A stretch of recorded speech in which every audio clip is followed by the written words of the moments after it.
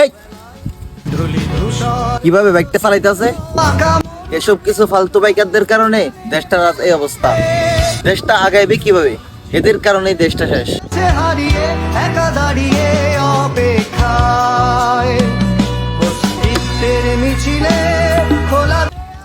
এই কি করলে? এটা বোতলটা রাস্তায় ফেলে দিল। এদের মতো কিছু মানুষের কারণে আজকে দেশের এই অবস্থা।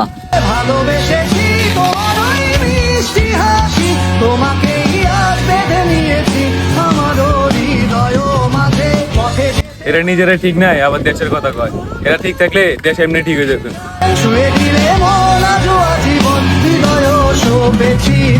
যুগে জড় জীব সবে পড়ে রবে নিবিড় বেলায়, ধুলি ধূসর পদ চিহ্ন আকাম